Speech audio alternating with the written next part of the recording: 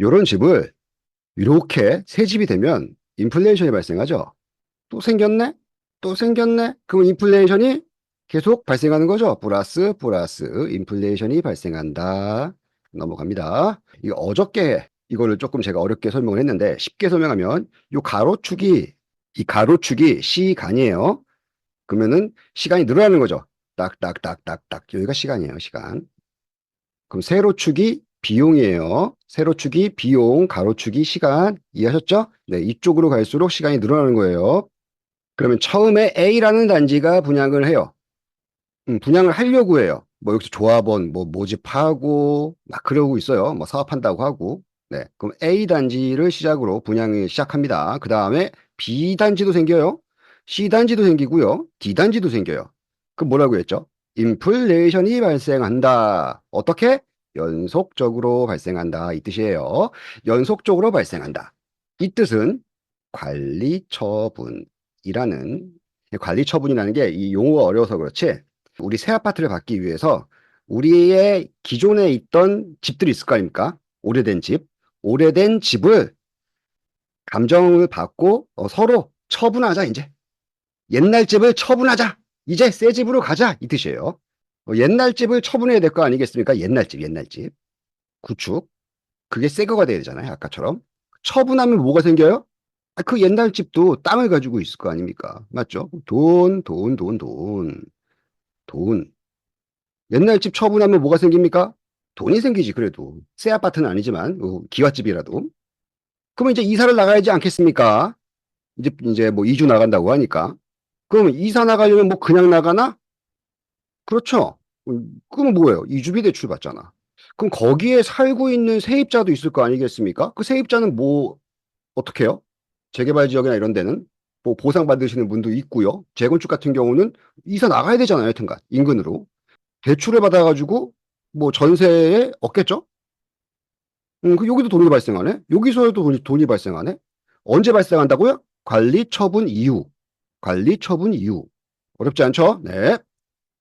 이 연속적이라는 단어는 관처 이렇게 외우시면 돼요. 관리 처분 이후. 그 연속적이라는 게 사업 후기라고 얘기를 많이 합니다. 사업 후기. A 단지 분양한 다음에 뭐가 있어야 돼요? 관처가 돼야 돼. 관처가 돼야 돼. 이주가 나가야 돼. 연속적으로 뭐가 발생된다? 돈이 되어야 한다. 이 뜻입니다. 근데 무슨 일이 생긴 거예요, 여기서. 최근에 똑같죠? 뭐 경제 불안, 경제 위기, 공사비 상승. 무슨 일이 발생한 거야? 연속적으로 이렇게 돈이 인플레이션이 생기고 있다가 무슨 일이 발생했어요? 그럼 뭐가 생깁니까? 공급의 시차가 발생된다. 이 뜻이에요. 이 그림이. 네, 이해하셨죠? 그럼 사례 1, 연속적으로 분양을 하면, 여기, 처음, 시간이, 제일 먼저 했네요. A단지가. 그럼 A단지는 비용도 적게 들었고, 시간도 짧게 들었죠? 그러면 수익이 크다. 이 뜻이에요. 그럼 얘가 수익이 제일 크죠. 사례 2, 연속적으로 분양을 하다가 경기 불황이나 위기로 인해서 공급이 막히면 누가 제일 신축이에요? A, B, C, D 중에 여러분 0이 아니라 D지. 예. 최악 쟁치님 D지. DD. 그럼 D예요. 연속적으로 분양을 하다가 공급이 막혔어요. 그럼 얘가 신축이죠. 그럼 그 다음은 뭐예요? 연속적이지 않다는 뜻이잖아요. 왜? 공급의 시차가 발생되었으니까. 공급의 시차가 왜 발생했습니까? 시소성 있는 지역이죠. 서울은. 그렇죠. 갑자기 어떻게 짓습니까? 못 짓잖아요. 관리 처분이 들어간다고 해도 한 5년 정도 있어야지만 짧아도 5년 정도 있어야지만 뭐 이주나 철거나 일반 분양을 할 수가 있어요. 굉장히 오래 걸린다고 생각하시면 됩니다. 관리 처분 이후에도 뭐 시공사 선정했는데 그거 금방 되는 거 아니에요? 아니에요. 그런 거. 네, 그런 거 아닙니다. 무조건 관처 이후에 조금 그 기간이 굉장히 오래 걸린다는 것만 알고 계세요. 그럼 얘는 지금 이 상황이 왔으니까 얘가 하락하겠죠? 그러지 않습니까? 분위기 자체가 하락할 거 아닙니까? 분위기가 안 좋으니까 공급이 안 되는 거 아니겠습니까? 근데 뭐라고 했습니까? 일시적인 하락은 있더라도 금방 회복하며 시세를 이끈다. 왜? 공급의 시차가 발생이 되었으니까.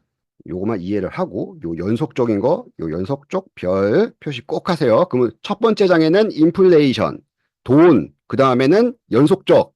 연속적은 재개발, 재건축에서 뭐라고 했죠? 관리처분, 이주, 철거, 돈이 생기는 거죠. 이주비 대출, 전세자금 대출.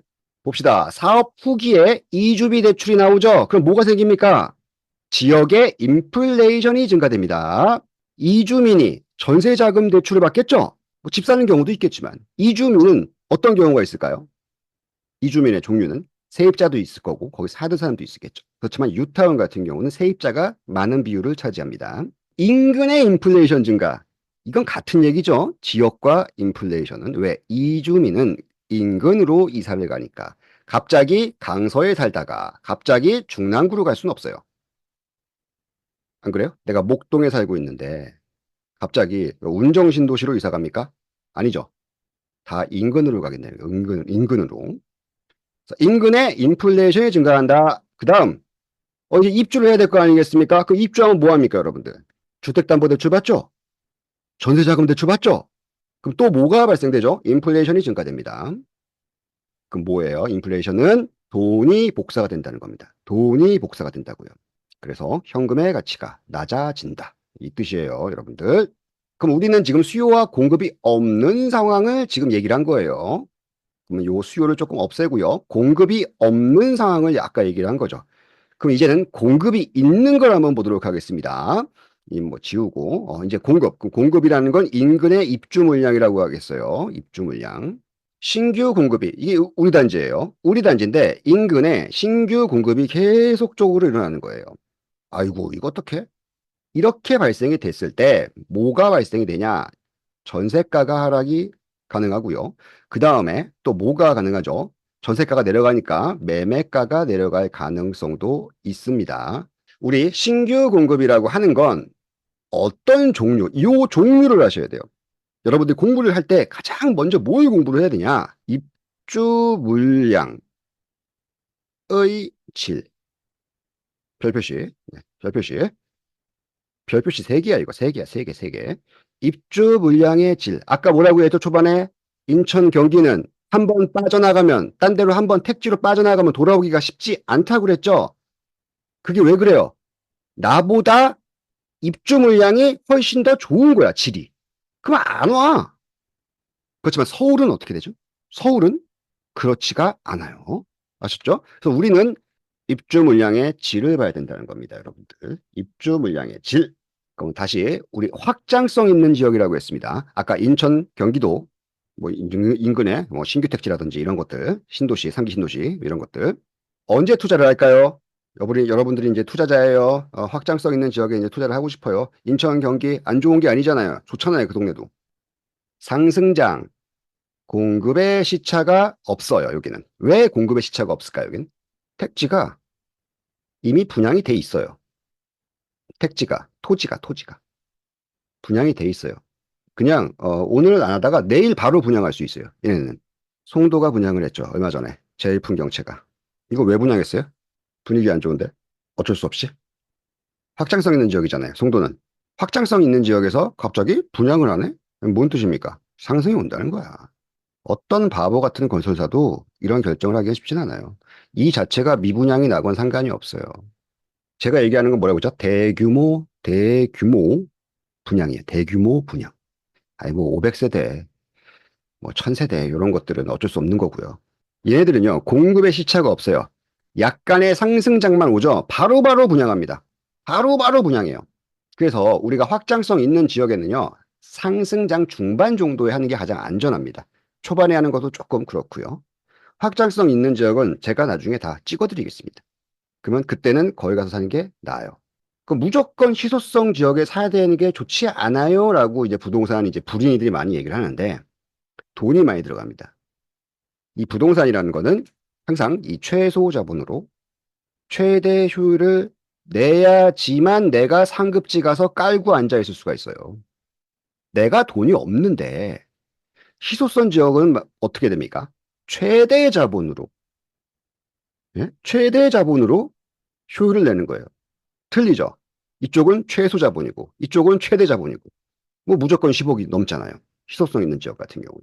그래서 확장성 있는 지역은 상승장에 투자를 하는 거고요. 왜? 여기는 공급의 시차가 없고 공급의 시차가 분양이라는 알림이 뜹니다. 네, 여러분들. 알림이 떠! 띵동! 하고 떠! 분양한다고. 그럼 뭔 뜻이에요? 상승한다는 뜻이야. 어떤 바보 같은 건설사가 안 좋은 분위기인데 대단지를 분양을 합니까? 어찌어찌 팔린다는 거야. 아, 이런 분위기가 있으니까 상승장이 오고 공급의 시차가 없어 빨리빨리 이제 분양을 해볼까? 왜? 더 기다리면 이자 비용도 발생하고 하니까요. 분위기 어느 정도 탔다. 그러면 분양을 합니다. 아이고 미분양 났잖아요. 예, 준공 전에만 팔면 돼요. 상관없습니다. 희소성 지역에는 언제 투자를 하죠? 하락장에 투자하죠. 왜? 공급의 시차가 있으니까. 공급의 시차가 있으니까 왜 하락장에 투자를 해야 돼요? 아까 그 그래프 분명히 이해를 하셨다고 제가 어저께는 2시간 얘기했기 때문에 이해했을 거라고 생각을 되고 거꾸로예요, 거꾸로. 아셨죠? 하락장에는 공급의 시차가 있기 때문에 뭘 주어라? 시소성을 주어라. 공급이 이제 막힐 거거든. 공급이 막힌다. 그럼 누가 그 다음에는 공급이 막힌 다음에 누가 먼저 올라가요?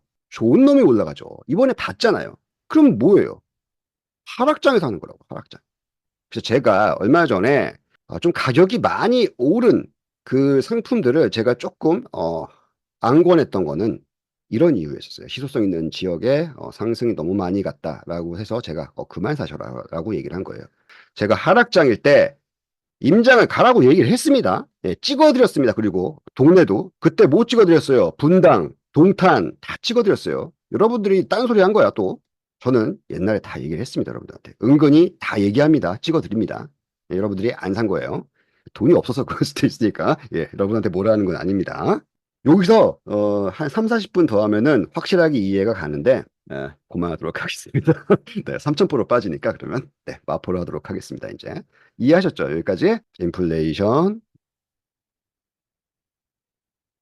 연속적 요거는 인근 네, 이 뜻입니다. 요거 세 개만 기억하시고 이 세 개에 대해서 고민을 많이 해보세요. 그러면은 여러분들이 답을 얻어. 이제 그러면 내가 어디다 투자할지 어디다 청약을 넣을지 그냥 딱 보여요.